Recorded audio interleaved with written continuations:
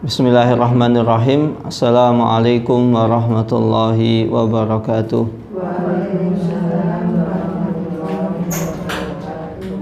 Bismillahirrahmanirrahim. Wassalatu wassalamu ala rasulillah wa ala alihi wa sahbihi wa man tabi'ahum bi ihsanin ila yaumiddin, amma ba'du. Allahumma sahli sadri wa yassir li amri wahlul 'uqdatam min lisani yafqahu qawli. Allahumma inna nas'aluka ilman nafi'an wa rizqan tayyiban wa amalan mutaqabbalan. Allahumma alimna ma yanfa'una wa zidna ilman wal huda wat tuqa was salaha ya rabbal alamin. Allahumma inna nas'aluka husnal khatimah wa nas'aluka al-jannah wa na'udzubika min adabin nari wa adabil qabr. Ibu-ibu saya yang dirahmati Allah Subhanahu wa taala, alhamdulillah summa alhamdulillah, segala puji hanya milik Allah Rabb semesta alam. Salawat dan salam tak lupa kita curahkan kepada junjungan kita, suri tauladan kita, uswah hasanah kita, Nabi Muhammad sallallahu alaihi wasallam. Kemudian alhamdulillah kita masuk pada sebuah pembahasan mengenai hukum ketika seorang muslimah itu hijrah ke negeri muslim. Jadi dulunya muslimah, dia tinggal di negara kafir, kemudian dia berpindah kepada negeri Islam. Dan begitu juga pembahasan kita pada sore hari ini adalah tentang status seseorang yang dulunya itu kafir, kemudian dua-duanya antara sepasang suami istri kafir. Bagaimana kalau seandainya salah satu di antara keduanya itu masuk Islam? Atau bagaimana hukum seorang menikah dengan orang kafir? Maka insya Allah akan kita bahas pada sore hari ini. Kita baca pada ayat ke-10, ya ayyuhalladzina amanu idza ja'akumul mu'minatu muhajiratin famtanihuhun. Wahai orang-orang yang beriman, idza ja'akumul mu'minat, apabila datang kepada kalian seorang wanita muslimah mukminat yang beriman kepada Allah dan Rasulnya, muhajirat dalam rangka hijrah. Dan hijrah ini ketika disebutkan maknanya adalah seseorang yang berpindah dari negeri kafir kepada negeri yang Islam, negara kafir kepada negeri Islam, atau biasanya dari tempat yang buruk menuju tempat yang lebih baik. Dan zaman sekarang ketika kita berbicara tentang hijrah, seringkali dimaksudkan dengan seseorang yang ingin berubah menjadi lebih baik. Itulah pengertian hijrah. Dan ayat ke-10 dari surat Al-Mumtahanah ini, sebab nuzulnya, sebab turunnya adalah suatu ketika Rasulullah SAW ketika setelah beliau membuat perjanjian yang disebut dengan perjanjian Hudaybiyah. Beliau perjanjian dengan orang kafir bahwasanya apabila ada orang mukmin, ada orang yang masuk Islam, posisinya itu di Mekah, dia ingin hijrah ke Madinah, maka harus dikembalikan ke Mekah. Tapi kalau misalnya ada orang yang di Madinah, dulu aslinya orang Mekah, dia murtad kembali ke Mekah, maka tidak perlu dikembalikan. Ini dan sebab nuzulnya awalnya seperti itu, Sulh Hudaybiyah. Dan akhirnya Rasulullah SAW membuat perjanjian dengan orang kafir Quraisy.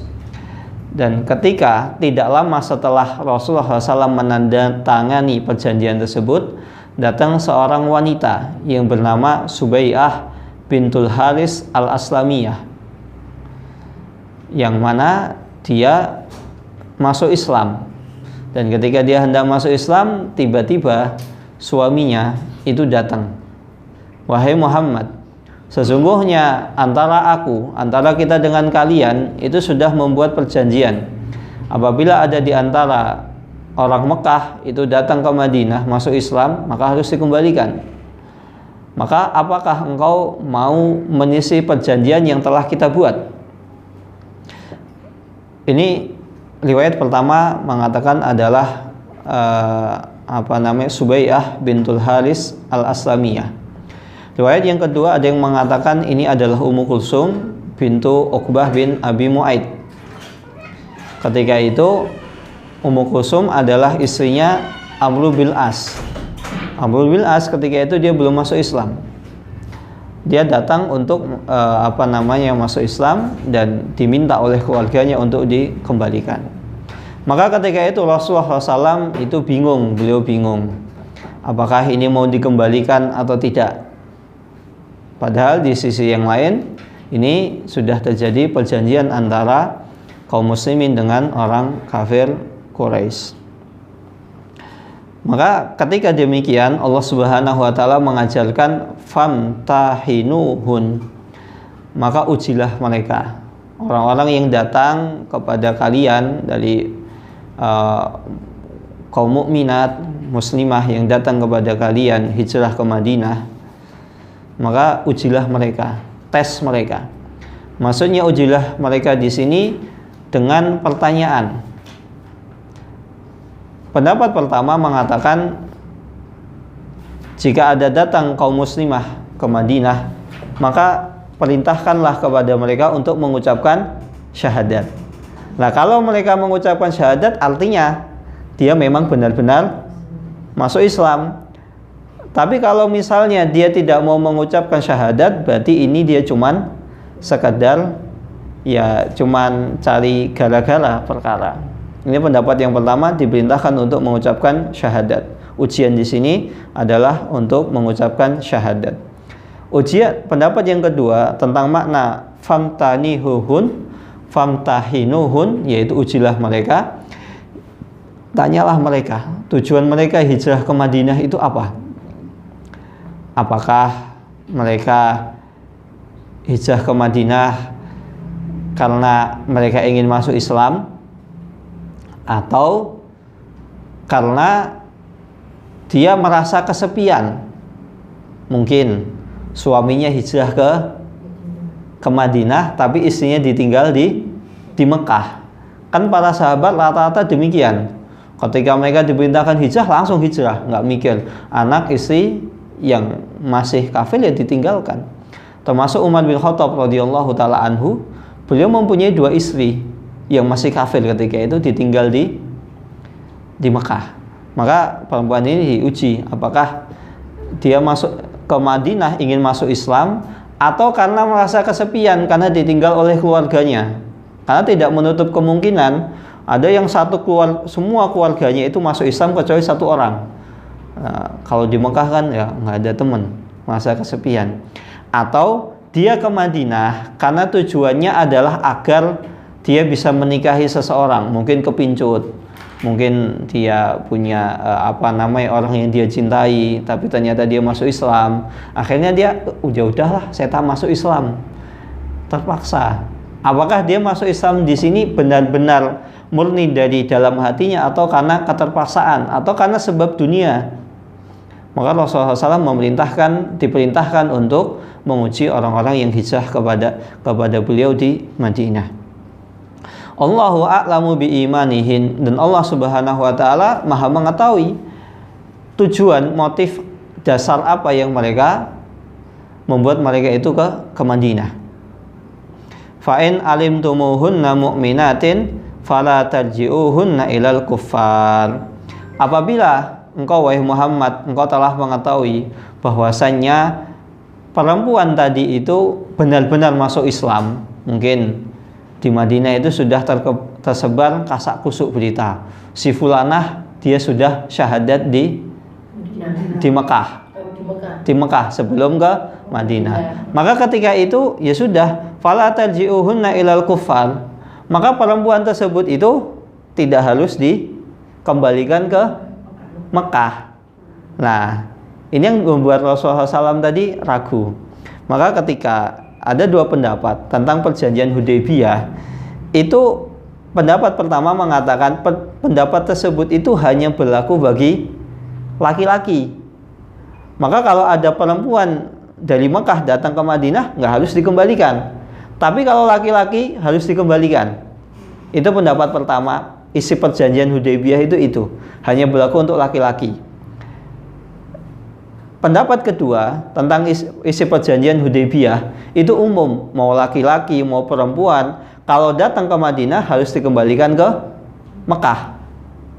Namun perjanjian tersebut dihapus oleh Allah Subhanahu wa taala dengan ayat fa'in alimtumuhunna mu'minatin fala tarji'uhunna ilal kuffar. Kalau kalian tahu, wahai Muhammad, wahai para sahabat Nabi Muhammad, ketika dia datang ke Madinah, kalian sudah dengar beritanya bahwasanya dia sudah masuk Islam, maka nggak harus dikembalikan dan tidak harus juga diuji. Mau tanya, kamu ke Madinah tujuannya apa? Benar-benar masuk Islam atau cuman pura-pura? Nggak harus. Lahunna hillul lahum wa lahum yahilluna lahun. Kenapa? Perempuan tersebut tidak harus dikembalikan kepada keluarganya di Mekah. Karena sejatinya lahunna hillul lahum, karena wanita tersebut itu tidak halal bagi suami sebelumnya. Misalnya suaminya dia belum masuk Islam, suaminya masih di Mekah, istrinya yang hijrah masuk Islam, maka perempuan tersebut tidak halal bagi suami sebelumnya.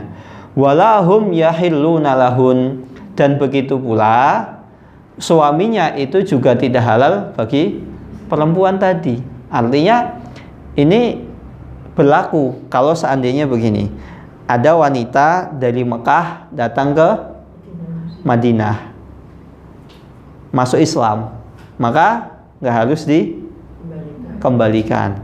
Begitu pula kalau seandainya karena apa? Karena tidak halal, hubungannya tidak halal. Begitu pula kalau seandainya ada di antara kaum muslimin misalnya, atau kaum muslimat, wanita atau perempuan yang hijrah ke Madinah, kemudian dia murtad, awalnya sudah masuk Islam kemudian kembali kepada agama sebelumnya, maka itu juga tidak halal bagi suaminya. Kan misal ada satu keluarga hijrah ke Madinah, suami istri misalnya, ternyata istrinya murtad, suaminya tetap agama Islam, maka antara kedua ini tidak halal, maka harus dipisah, diceraikan, harus diceraikan. Wa'atu ma anfaqu wa atuhum ma anfaqu, dan ini bentuk keadilan Islam. Walaupun tadi orang kafir itu mereka tidak peduli, tapi orang Islam itu kafir. Wa atuhum ma anfaqu. Kalau seandainya istri-istrimu itu murtad kemudian kembali kepada Mekah, orang suami sebelumnya, kan ketika sudah dipastikan lahunna hillul lahum wa lahum yahillunna lahun, artinya orang-orang yang hijrah misalnya sendirian, statusnya suami atau statusnya istri, hijrah ke Madinah, dia meninggalkan suami atau istri sebelumnya yang masih kafir, artinya dia ketika itu statusnya berubah menjadi janda dan duda, karena nggak halal, nggak boleh.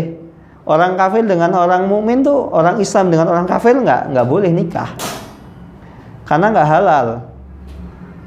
Apalagi kafirnya di sini bukan sembarang kafir, ini musyrik, penyembah berhala. Kalau ada pun kafir itu masih diperbolehkan dengan syarat pertama, yang muslim itu adalah laki-lakinya.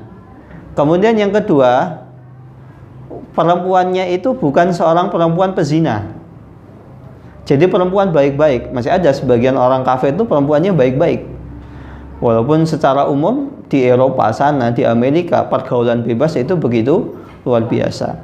Kalau seandainya misal ada seseorang laki-laki, dia kuliah di luar negeri, di Belanda, Jepang, Inggris, Jerman, karena di sana godaannya begitu dahsyat, kalau saya nggak nikah berat ini. Apalagi lihatnya hidungnya mancung-mancung, putih-putih, nggak kayak di Indonesia, mohon maaf. Terkadang kan ada orang yang akhirnya, mohon maaf, tergoda. Kalau saya nggak segera nikah, bahaya. Ya, nggak masalah. Ya, itu bukan bermaksud untuk menghina. Ya, setiap orang itu ya punya selera masing-masing. Ada sehat tak? Saya punya teman itu punya keinginan untuk apa namanya? Memang nikahnya pengen cari orang Jepang gitu loh. Cari orang Jepang. Tujuannya kenapa? Ya, saya senang aja sama orang Jepang. Bukan karena alasan dia mancung atau putih, enggak, senang aja gitu loh. Ini mohon maaf, ini bukan bermaksud untuk mengejek loh. Kalau pesek ya saya juga pesek gitu loh. Ini cuma bercanda gitu loh. Jadi misal dia di Eropa sana, di Amerika, di Barat, karena pergaulannya bebas. Terlebih lagi banyak orang itu di Eropa, di Amerika masih SMA atau SMP, itu sudah keperawanan sudah hilang. Itu bukan hal yang mengagetkan, hal yang biasa. Apalagi teman saya itu orang Rusia, pernah cerita dia pengen berpindah ke warganegaraan Indonesia. Alasannya kenapa? Kalau di sana itu setiap musim dingin, itu dinginnya luar biasa. Dan mau nggak mau, kadang kita pakai pakai perapian dan lain sebagainya agar menghangatkan tubuh. Itu nggak mempan. Salah satu caranya adalah minum khamr, minum ciu, minum minuman keras. Bahkan itu pernah ditanyakan di Masjid Nabawi, ya Syekh, gimana hukumnya? Kita di negara barat itu sampai sekalipun kita sudah pakai pemanas dan lain sebagainya, tetap merasa kedinginan.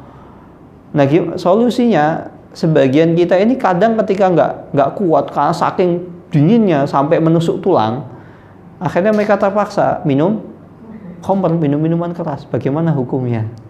Ini sampai ditanyakan kepada Syekh Abdul Muhsin Al-Abbad hafizahullah taala di Masjid Nabawi. Dan yang sering ketika untuk menghangatkan badan, mohon maaf, adalah dengan cara berhubungan badan. Akhirnya mereka dengan sukarela, karena apa? Mereka butuh biar badannya hangat. Maka nggak heran ketika musim dingin itu banyak orang yang hatta kata teman saya orang Rusia, sampai sekalipun anak SD itu udah nggak perawan. Maka kalau laki-laki itu boleh nikah dengan wanita kafir dengan catatan pertama laki-lakinya muslim, kedua perempuannya bukan seorang pezina, kemudian yang ketiga adalah seorang ahli kitab. Apa itu ahli kitab? Yahudi dan Nasrani. Maka itu insya Allah boleh. Walaupun boleh ya kasihan lah. Di Indonesia itu masih banyak yang mohon maaf, masih banyak yang jomblo, masih banyak janda yang perlu diselamatkan. Ya kan banyak. Pakai ijab kabul kalau misalnya. Kalau nikah ya tetap pakai ijab kabul. Pakai ijab kabul. Nah, kita lanjutkan dulu. Maka ketika demikian mereka nggak halal, maka nggak boleh untuk dikembalikan. Wa atuhum ma anfaqu. Nah, kalau seandainya perempuan tadi dikembalikan kepada suami sebelumnya di Mekah, karena mungkin ketika hijrah dia dalam status janda atau duda, kemudian suatu ketika dia murtad kembali ke Mekah, maka mintalah mahar mereka.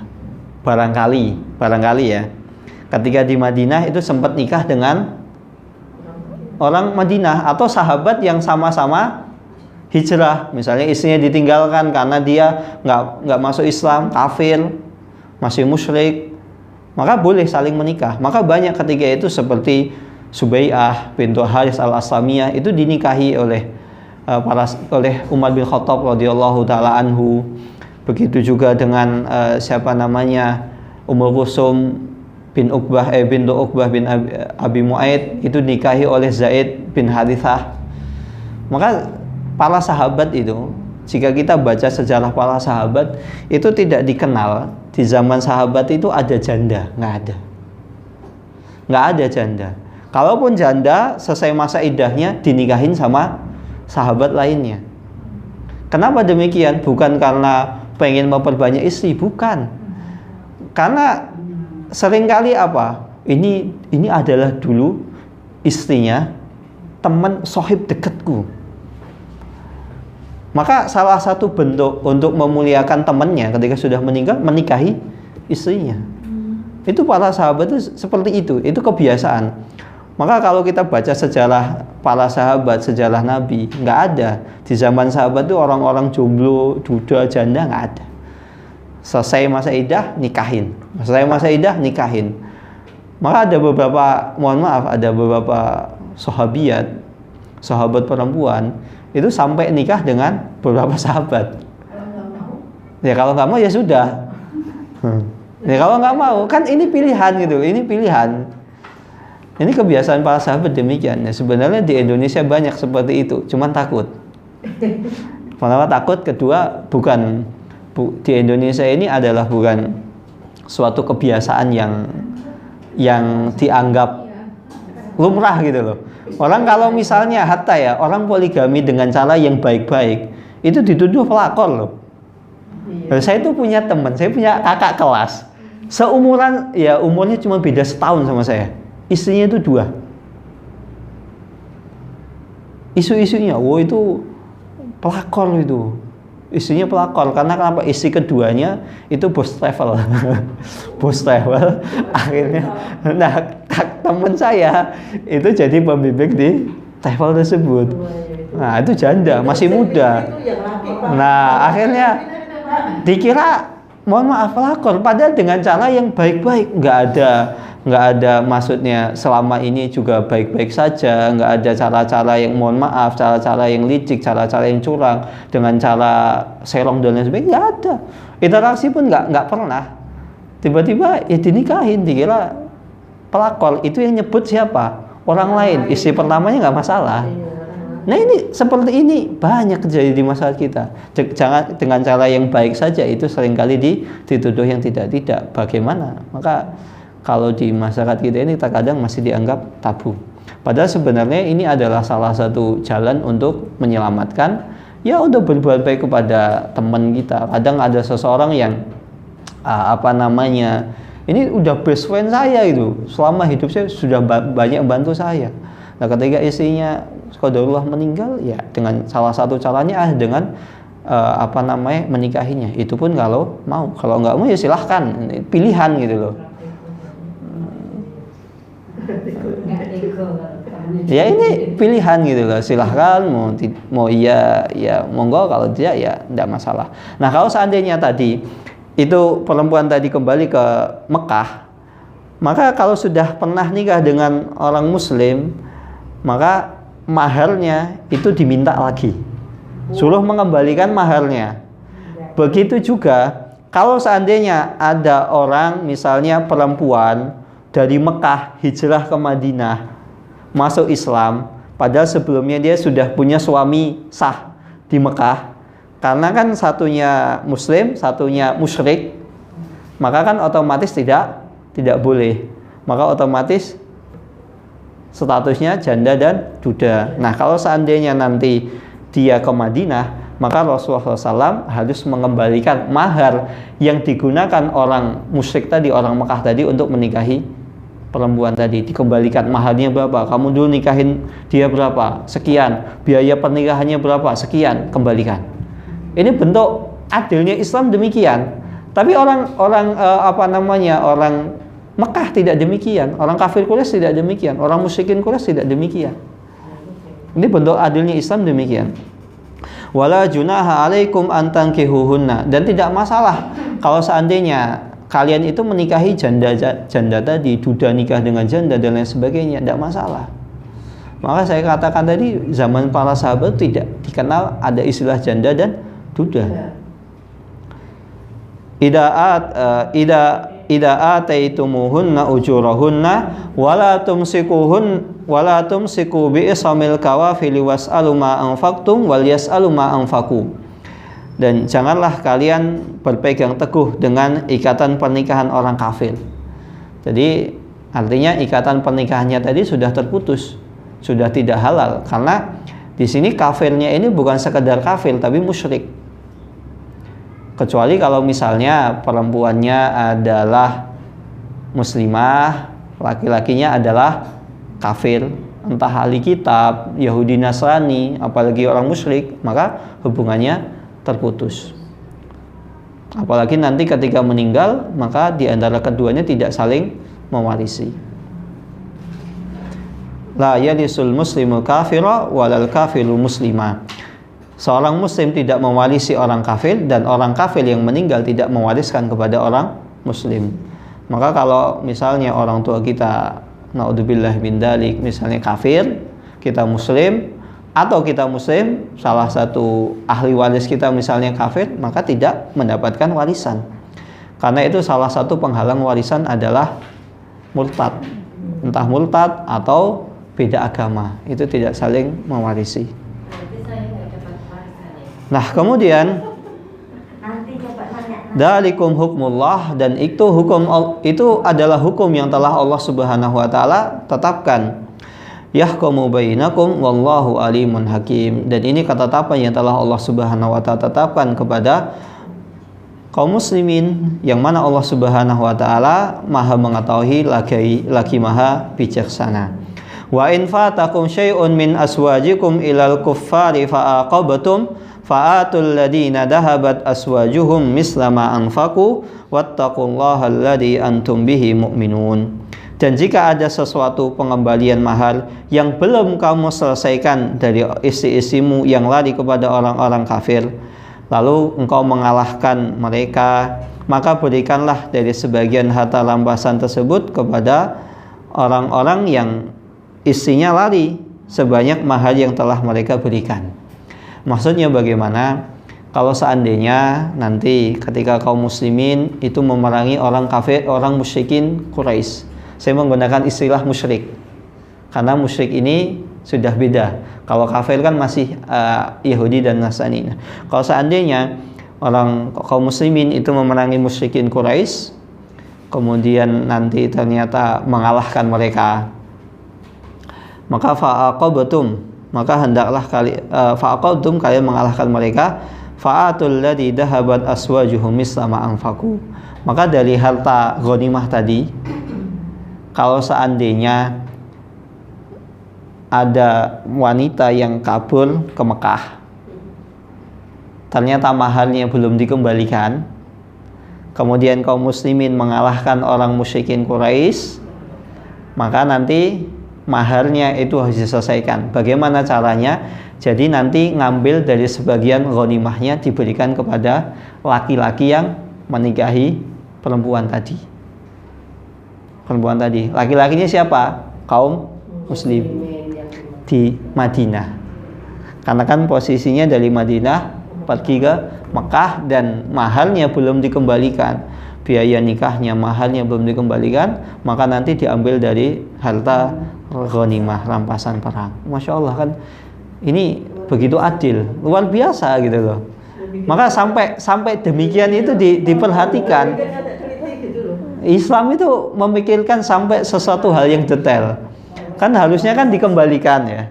Tapi kalau seandainya nggak dapat, ya sudah, nanti dari harta ghanimah perang, harta rampasan diberikan sebagian kepada laki-laki tadi, yang muslim tadi. Sudah dikasihkan kok diambil lagi, kan etis itu. Lah karena sudah beda, Bu. Bukan masalah etis dan tidak etis. Karena kan itu sudah secara otomatis itu sudah talak. Jadi ada yang cerai itu, ada yang cerai otomatis, ada yang cerai melalui ucapan. Misalnya seseorang mengatakan kepada istrinya, wahai istriku fulanah binti fulan, kamu engkau cerai setelah masa iddah. Kalau demikian, mengembalikan mahar enggak? Enggak. Nah, kalau misalnya istri itu khulu. Istri itu khulu, apa itu khulu? Istri itu minta cerai lah, dalam petik cerai. Karena kan sebenarnya hak cerai itu di tangan suami. Nah, kalau misalnya istri minta cerai, suami nggak mengiyakan, ya nggak cerai. Kecuali dengan cara apa? Akhirnya istri tadi datang ke pengadilan, laporan ke pengadilan, saya begini dan begitu, saya minta cerai, dan itu harus punya alasan yang dibenarkan. Dan Allah Subhanahu wa taala melaknat seorang wanita yang minta cerai kepada suaminya tanpa ada alasan yang jelas. Nggak ada alasan yang jelas, nggak ada alasan yang dibenarkan syariat, nggak boleh seorang perempuan itu minta cerai dari suaminya. Kenapa? Misalnya saya Suka yang lain. saya suka yang lain, nggak benar, nggak boleh. Nah, misal suami saya ini nggak pernah sholat sama sekali. Ini para ulama sepakat kalau suaminya nggak pernah sholat sama sekali, istri itu bukan cuma berhak, wajib untuk minta cerai. Padahal malah enggak itu. Bahkan ada sebagian ulama mengatakan itu otomatis putus, udah hubungannya putus. Karena apa? Dia kafir. Iya. Kalau dia nggak pernah sholat seumur hidupnya, ada yang demikian? Saya yakin kayaknya enggak. Belum pernah. Hari raya masih sholat. Nah, ini nggak bisa. Artinya dia nggak mau sholat sama sekali. Kalau kita ya, umumnya ini saya katakan umumnya ya. Ya barangkali di sana ada pengecualian. Kalau umumnya kita, kalau sholat 5 waktu mungkin enggak. Tapi kemungkinan taraweh ikut. Iya, Jumatan juga ikut. Atau Jumatan ikut. Kalau misalnya taraweh atau Jumatan nggak ikut, kemungkinan hari raya tetap ikut. Nah itu. Maka kalau seandainya nggak pernah sholat sama sekali, bahkan mengatakan saya ini sholat itu nggak wajib bagi saya gitu loh. Padahal dia laki-laki, nggak punya udzur, nggak wajib bagi saya. Nah, ketika itu boleh. Tapi ya lebih baik untuk dirembuk dulu. Suaminya dinasehati, diancam. Nah, ketika itu ngancam boleh. Ngancam boleh, Mas. Kalau kamu nggak mau sholat, saya minta ke pengadilan untuk cerai, gugatan cerai. Diancam dulu, karena terkadang mohon maaf, sebagian suami itu ketika diancam cerai mikir juga gitu loh. Oh, iya juga ya, kalau saya kalau saya cerai bagaimana, anaknya bagaimana, tetap mikir. Apalagi kalau sudah punya anak itu tetap dua-duanya sama-sama mikir. Nah, kalau misalnya diancam demikian tetap ngeyel, ngapain sholat? Saya nggak butuh sholat nggak wajib, buat apa? Nah, ketika itu boleh untuk meminta cerai. Tapi kalau misalnya tidak memiliki alasan yang dibenarkan syariat, maka seorang wanita haram, bahkan dilaknat oleh Allah untuk meminta cerai dari suaminya. Nah, ketika khulu itu istri minta cerai dari suami, maka istri nanti mengembalikan mahar yang telah diberikan dulu ketika nikah. Nah, ibu-ibu saya mau tanya Bu, dulu ketika nikah maharnya pinten Bu? Mahar berangkat alat sholat.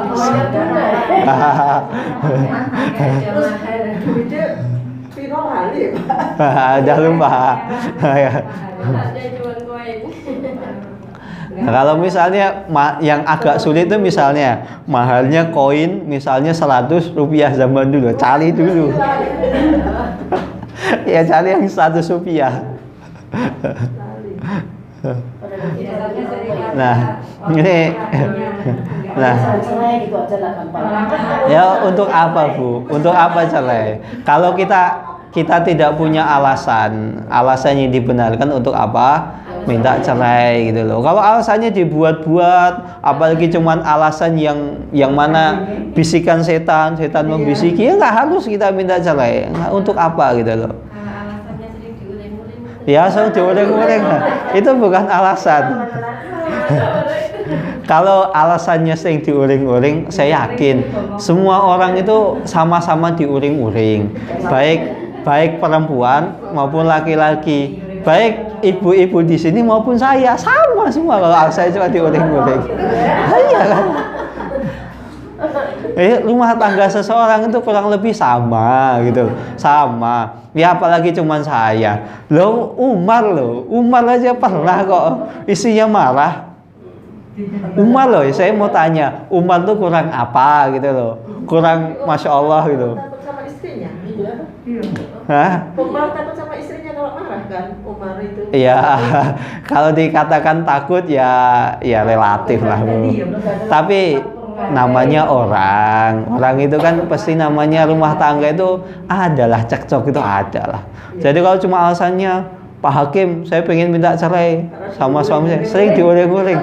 Alah, Itu kalau sampai hakimnya mengabulkan gugatan cerai, itu yang hakimnya yang perlu dipertanyakan itu.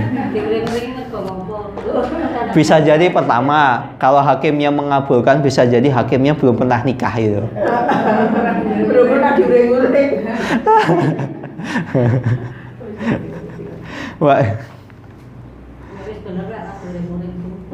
Wattaqullaha alladzi antum bihi mu'minun, dan bertakwalah engkau kepada Allah jika seandainya engkau seorang yang benar-benar beriman kepada Allah dan Rasulnya.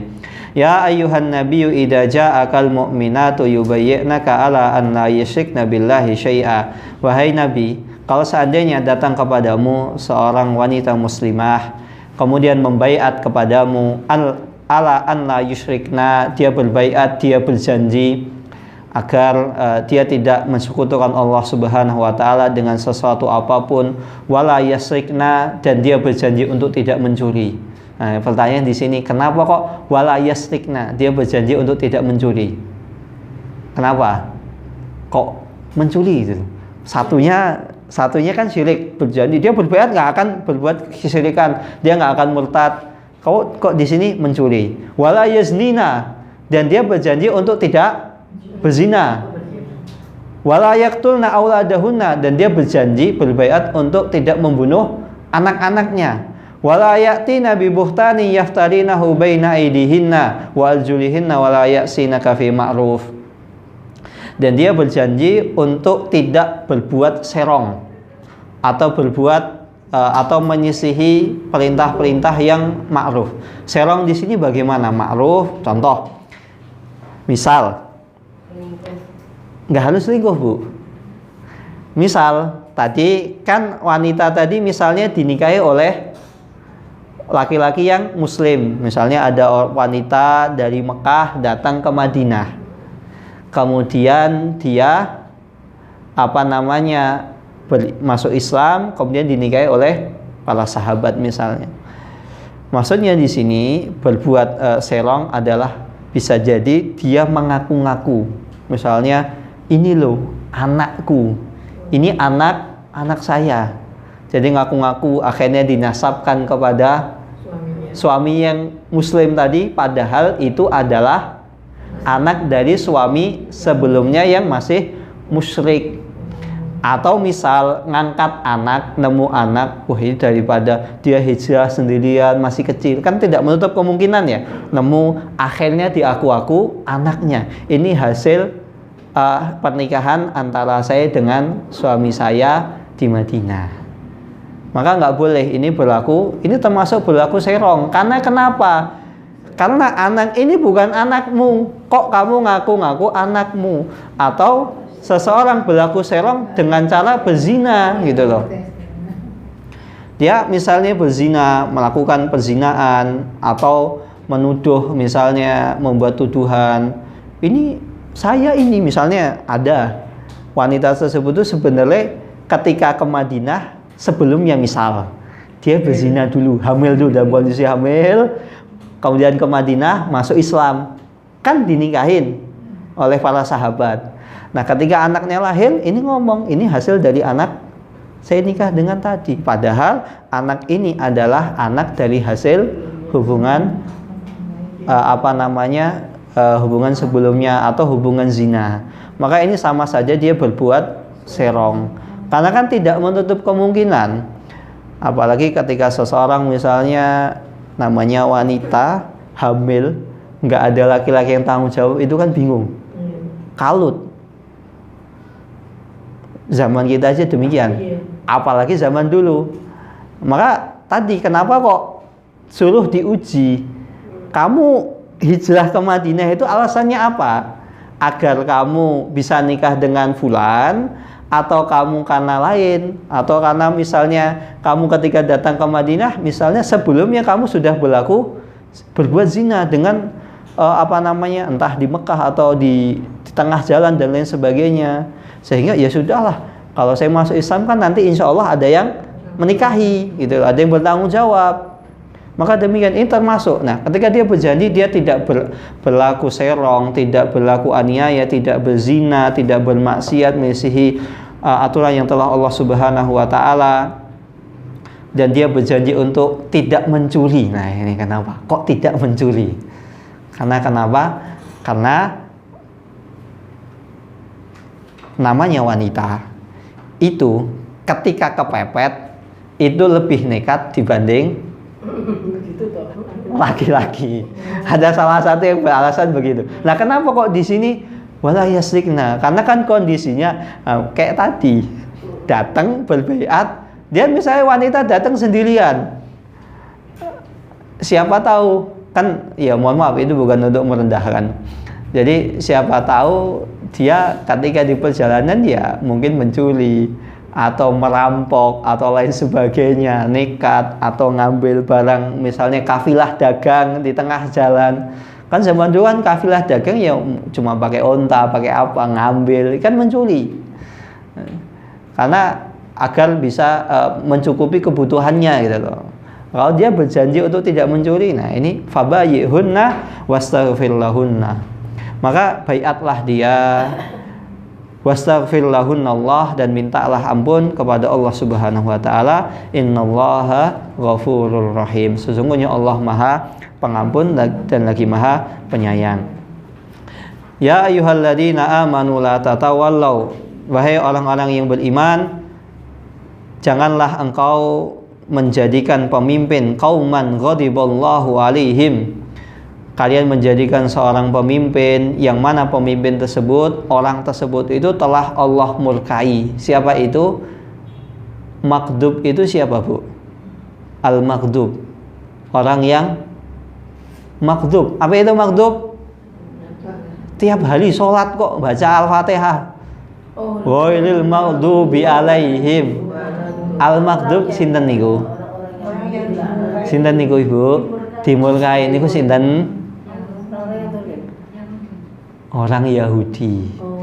Maka janganlah kalian berwala wal bara, loyalitas, menjadikan sebuah kaum orang Yahudi yang mana mereka telah Allah murkai alaihim, menjadikan pemimpin. Jangan kita jadikan orang Yahudi itu sebagai pemimpin.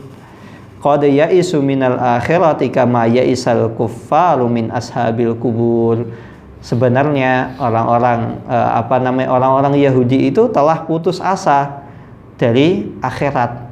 Kama ya'isal kuffaru min ashabil kubur, sebagaimana orang-orang kafir, sebagaimana orang-orang musyrikin, mereka telah putus asa dari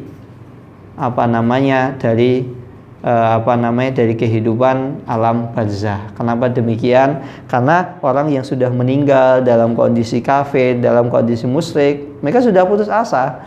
Mereka nggak bakalan yakin mereka akan kembali ke dunia. Begitu juga sejatinya orang-orang ahli kitab Yahudi dan Nasrani, mereka itu sudah putus asa dari kehidupan akhirat. Putus asa bagaimana? Mereka sebenarnya tahu mereka itu tidak akan selamat. Buktinya apa? Orang Yahudi itu kan senantiasa menyombongkan diri, bahkan diabadikan di dalam Al-Quran. Saya lupa. Yahudi itu mengatakan, kalau seandainya aku masuk ke ke dalam neraka, maka aku masuk ke neraka itu cuma hitungan detik atau hitungan menit, kemudian nanti aku akan dicabut, diselamatkan dari neraka, kemudian masuk surga. Saya itu pasti masuk surga. Maka Allah Subhanahu wa ta'ala menantang, kalau seandainya kalian benar-benar masuk surga, yakin kalian masuk surga, ya sudah, kalian mati aja sekarang. Tapi buktinya apa? Orang Yahudi, orang Nasrani nggak berani mati, takut mati. Yang berani mati itu siapa? Orang Islam. Orang Islam berani mati. Jihad misalnya perang, pilihannya dua, imma nasrun, imma syahid. Pilihannya menang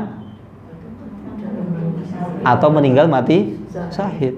Lah kalau orang kafir Yahudi dan Nasrani, harapan mereka cuma satu, menang. Lah kalau kalah gimana? mereka udah yakin sebenarnya, mereka itu paham mereka masuk neraka, jadi bahan bakar api neraka. Walaupun mereka koar-koar, kalau seandainya saya masuk neraka itu cuma sekian detik, sekian menit, langsung diangkat saya masuk surga. Saya nggak bakalan masuk neraka. Saya yakin masuk surga. Allah Subhanahu Wa Taala menantang. Kalau benar-benar kalian yakin kalian masuk surga, ya sudah kalian mati aja sekarang. Ayaman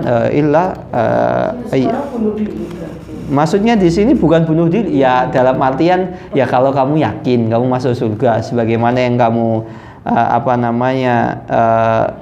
kalian yakini, kalian koar-koarkan, ya sudah kalian kalau demikian ya mati aja sekarang. Yang angkat ke surga siapa, Pak? Hah? Yang angkat ke surga siapa? Allah Subhanahu Wa Taala. Ya kan yang Allah yang bilang katanya kalau Ini kan nantang, Bu. Ini keyakinan Yahudi. Oh. Ini kan Yahudi. Kalau saya masuk, saya itu nggak bakalan masuk neraka. Iya. Saya pasti masuk surga. Nah, mereka meyakini, kalaupun saya masuk neraka itu cuma sekian detik, sekian menit, langsung Allah angkat masuk ke surga. Kenapa? Karena orang Yahudi itu kan meyakini Uzair ibnullah. Uzair itu anaknya Allah. Nah, itu Uzair itu kan backingannya mereka, yang akan menyelamatkan mereka gitu loh. Uzair itu nabi. Ada bukan?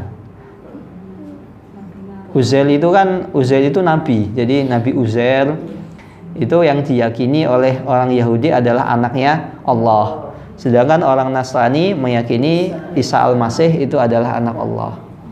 Nah, maka mereka meyakini demikian. Saya pasti masuk surga. Nah, kalau kalian yakin masuk surga, kenapa kalian kok nggak cepat-cepat mati aja? Toh kalian kan paham hidup di dunia itu tidak seindah hidup di surga. Hidup di dunia kan isinya cobaan, sedangkan di akhirat isinya adalah nikmat. Kalian sudah tahu lah, kenapa kalian nggak mati aja? Allah menantang gitu loh. Ini bukan berarti ya maksudnya ya kalau benar kalian tuh meyakini seperti itu sudah jangan takut mati. Tapi buktinya orang yang paling takut mati ya orang kafir.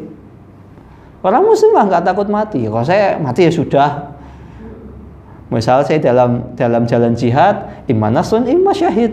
Kalau saya meninggal ya sudah. Kalau menang, misalnya saya dapat ghanimah, saya mulia, Allah muliakan di dunia sebelum nanti dimuliakan di akhirat. Lah kalau saya meninggal, saya syahid, Allah muliakan langsung di akhirat, kan enak.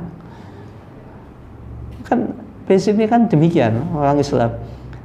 Dan banyak saya dapati para dai, para ustadz, masya Allah, itu prinsip mereka itu dakwah bismillah gitu. Saya mati ya sudah, mati ya alhamdulillah. Kalau misalnya saya ya tidak masalah. Kayak orang Palestina bikin Saya menemukan beberapa ustadz tuh, masya Allah, Ustadz, kenapa antum tuh jadwal kajiannya itu banyak banget, padat sehari gitu.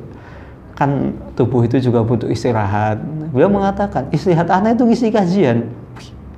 Keren. Padahal sudah berapa kali beliau itu ya kata orang terdekatnya itu beliau sudah berapa kali oling gitu. Masya Allah, luar biasa. Kayak nggak takut mati gitu. Kalau yang lain kan ya lah layah-layah. Nah, saya kisahkan demikian itu ya biar menjadi motivasi kita. Jadi namanya pengajian itu yang diminta totalitasnya itu bukan hanya pengisinya, bukan hanya yang hadir, bukan cuma hadirinnya harus totalitas, pengisinya harus totalitas. Demikian. Itu kalau dua-duanya totalitas, insya Allah sukses. Tapi kalau salah satunya kurang totalitas, ya akhirnya tinggal tidur. Karena sebenarnya banyak alasan. Saya yakin ibu-ibu dari saya masih ada kerjaan di rumah, nyuci piring, nyuci baju, tugas ini masih banyak. Saya yakin. Maka kalau ada orang yang mengatakan orang yang hadir kajian itu pengangguran, salah. Justru orang hadir pengajian itu sebenarnya kerjaannya banyak. Bukan seorang pengangguran. Kalau cuman alasan mohon maaf saya nggak bisa hadir kajian, lagi sibuk. Emang dikira yang hadir pengajian pengangguran semua? Enggak. Emang dikira yang ngisi kajian pengangguran? Mohon maaf gitu loh. Banyak yang harus dikerjakan gitu loh. Banyak loh. Ini yang bisa saya sampaikan, kurang lebihnya saya mohon maaf. Aqulu qouli hadza wa astaghfirullahi wa lakum wa lisairil muslimina min kulli dhanbin fastaghfiruhu innahu huwal ghafurur rahim.